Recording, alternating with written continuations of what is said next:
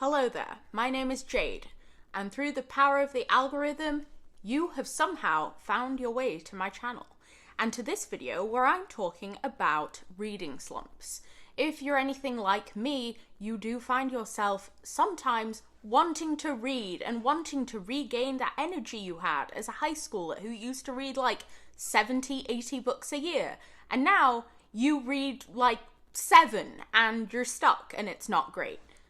If that's you, fear not, this is a video to help you find a way to reincorporate reading into your life.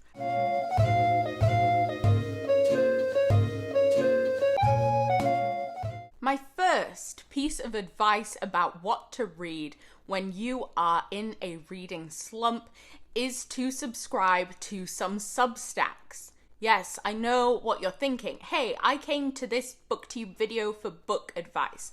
We'll get there, don't worry. But the first thing I wanted to do is really impress that books are not the only things that we read.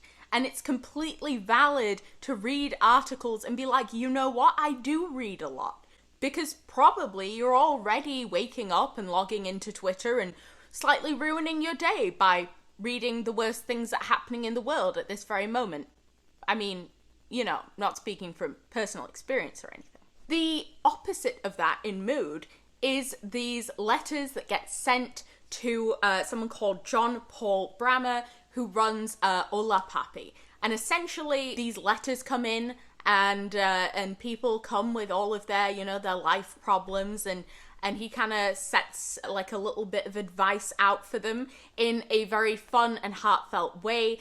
And it really meets that genuine, intersection of comedy and just like heartwarming, good feel stuff. And I think it is the opposite feeling reading these Hola Papi like newsletters to the feeling I get from reading Twitter. I think that it genuinely uplifts me. And so my first piece of advice is go on your computer, your phone, whatever, and sign up for these newsletters from Hola Papi. He really will deal with anything from grief and heartbreak, and often there is, like a lot of queer themes because he is a queer man writing these, and it is so enjoyable. I just can't recommend it enough.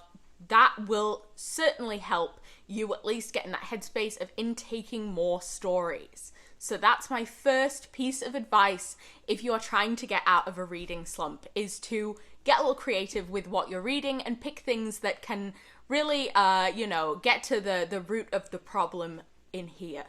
And they are so exquisite. Chef's kiss. Go ahead and do that. And that will help you just get in that headspace of intaking people's stories and maybe sorting out some of the emotional ish that often contributes to these reading slumps. Another great way to get out of a reading slump is to read some poetry.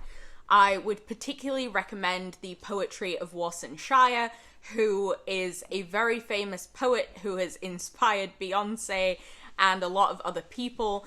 She has an experience of, being the daughter of refugees and being a refugee herself and, immigrating to Britain. I think that is something that is so special in poetry, and her poems really are, they're so special. I really don't know how to express the way that these poems, they're not just like standard, like diaspora poetry. It really does cut to this experience of being a young woman, of being a refugee, an immigrant. They're so good, and I can't recommend enough. I think that poetry in general can be a great way to get out of a reading slump. It can really, just like I was recommending Hola Papi, it can connect you to your feelings and to kind of figure yourself out and just bring in just this positive kind of exploration of self and the other and the world at large, and often very short too, so it might feel less daunting. Definitely recommend picking up some poetry. In particular, I do recommend picking up some of Warsan Shire's poetry. I specifically recommend Teaching My Mother How to Give Birth. I myself bought this poetry book back when I was in a really deep reading slump a couple of years ago, and I thought that it really helped me kind of reconnect with myself, my roots. Obviously, I myself, or maybe not obviously, but I myself, I'm British and I am East African. And so there was a lot that was in that book of poetry that really kind of nourished me. And I think that one of the feelings that's really enjoyable when you read is that feeling of nourishment you can get from something that just kind of gets you. Another recommendation. This time I am actually recommending a book. Yay. This is kind of an intermediate. So if you have been reading articles and things and you're really ready to sink your teeth into a book, or maybe you want to kind of have an intermediary step before you get back into larger things like genre fiction, like fantasy and sci-fi, then I recommend Mexican Gothic by Silvia Moreno Garcia. Mexican Gothic is such an atmospheric kind of horror, supernatural read, and it is the kind of book where you really feel very quickly immersed in the world. And there is so much suspense, and I feel like when you're reading it, you're really trying to figure out what's going on, and you just are on that high alert. It's such a beautiful book. Her writing is so good. I love this author so freaking much, and it is a book where I feel like you can so readily sink in, and it would be a great book for someone to read who kind of wants a bit of horror, a bit of suspense, without it being too over the top, who's interested in these kind of social themes of colonialism and racism and eugenics and how that mixes into horror. This is something that feels like a book that's a movie. You really feel like you're in that experience, and it has some squick moments, but largely I think it's a great book that can get you back into reading, especially if the thing that you're struggling with getting back into is more in that genre direction, maybe sci-fi or fantasy, or even other horror. This is a great step in that direction. It also has a historical setting, so maybe if you're a bit daunted by, maybe jumping into like Hilary Mantel or something, this is a good period setting with a lot going on, a lot of suspense that really allows you to just slip into that world easily. It's really a good piece of escape, and I highly recommend this book. It is tremendous. Another read that I would say is a good one is also from this author, and it is Gods of Jade and Shadow, which my name is Jade, so of course, I love that. But that is another very atmospheric read that has, a lot of kind of mythology, and that one is not horror. It's a lot more of a fun kind of adventure. One other book recommendation that I have is to read Georgette Heyer. If you are somebody like me who's not really that into romance novels generally, this could still be a good recommendation. Georgette Heyer's novels are usually set in either the late 18th century, most are set in the Georgian period and the Regency period in England, some are in France, and these are these kind of historical romances. They are like very clean romances, but they are also really lovely little tales of kind of rakes and all of that.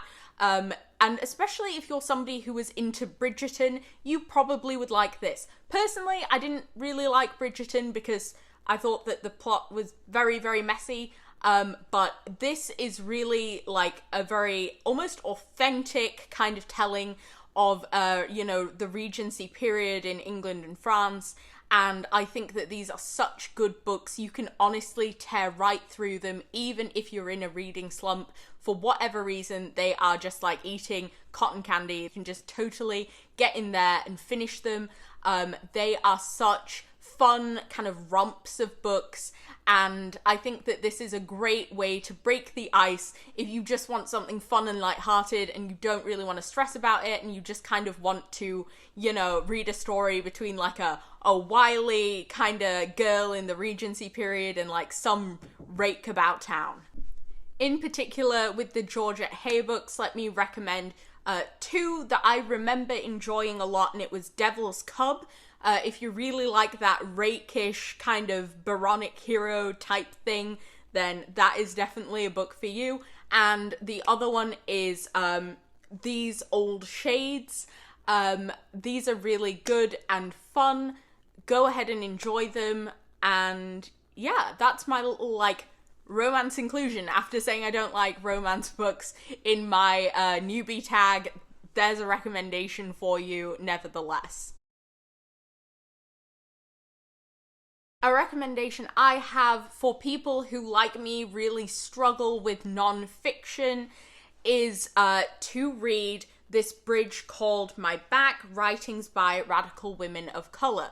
Now, I know I basically just recommended a piece of kind of like political text, but bear with me here. It is such a fundamental piece of reading if you are kind of aligned in that direction, but also if you're not. I think that this is something I would recommend to any Black woman, any woman of color who is looking to get into some maybe nonfiction, some kind of political writing, and just something to understand yourself and others around you and just the world as it is.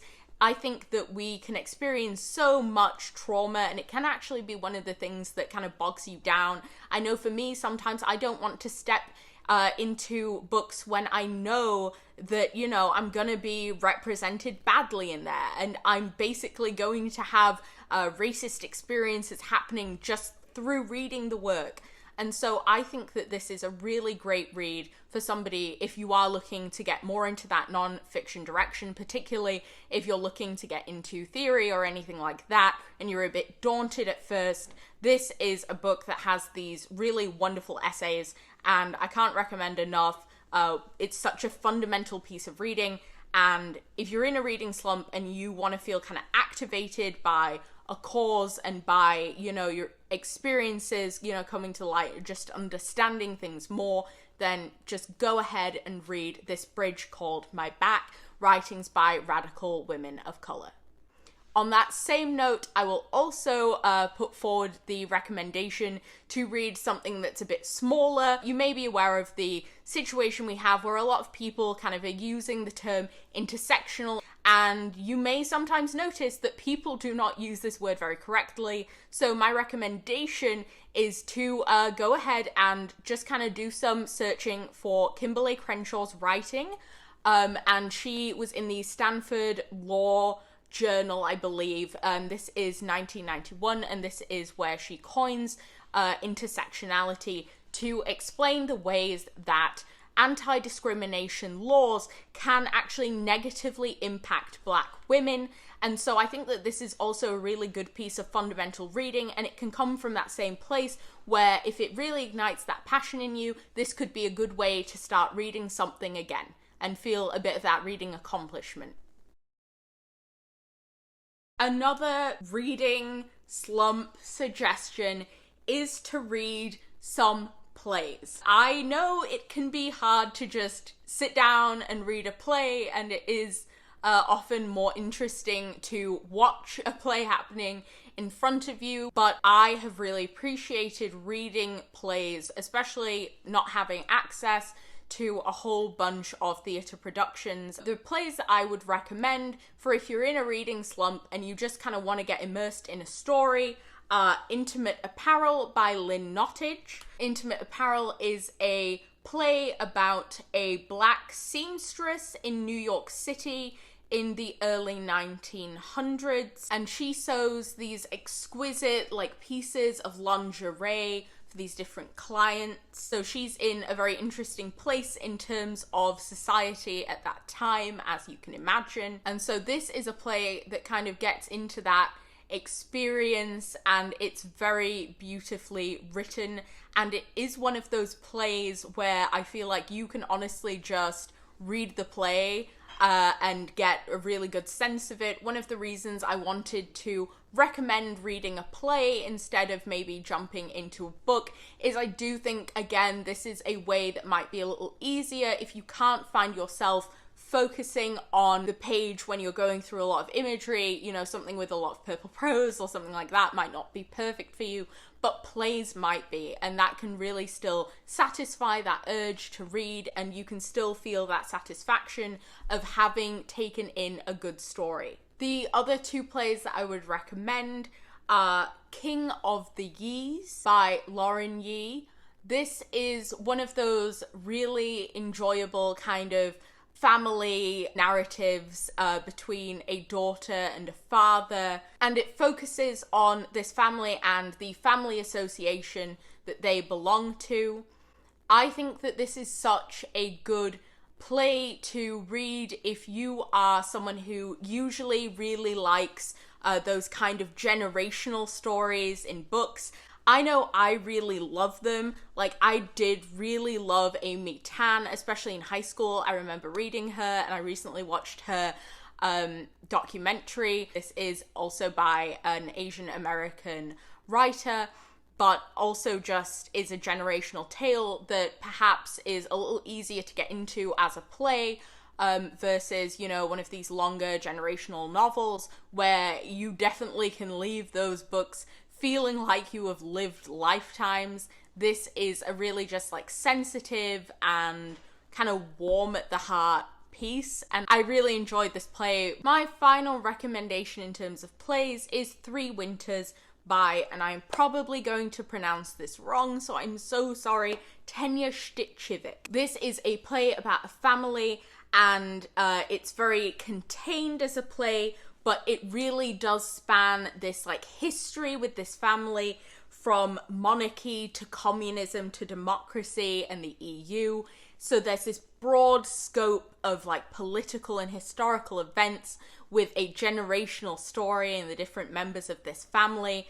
It is a play that was recommended to me by my playwriting professor a couple of years ago, and it was really useful for me because I was writing kind of a generational piece at the time, and I really do like these kind of domestic settings of plays when you have plays that are about a family that are contained to these places that they've lived, and this one is contained to this kind of old house in Zagreb, and it's something that deals with family and class and history and memory, and I recommend this and King of the Yees are both plays where you can definitely, you know, really get into it and kind of hopefully get some of that feeling that you would get from, you know, seeing something in theatre just on the page at the very least. Those are my play recommendations, and I hope that, you know, this has given you an idea to go and explore something outside of books, because that is honestly the point of this video. All of this is reading, and all of it is incredibly valid,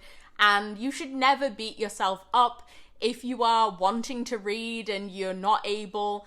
Like, life is like that, our emotions are like that, our minds are like that. You can't always focus on an 800-page book. Not every day of your life is the day to start The Pillars of the Earth, and that's okay. Just enjoy what's in front of you in taking stories whatever way you can. I haven't mentioned taking in stories via audiobooks and podcasts, but I also would really recommend that.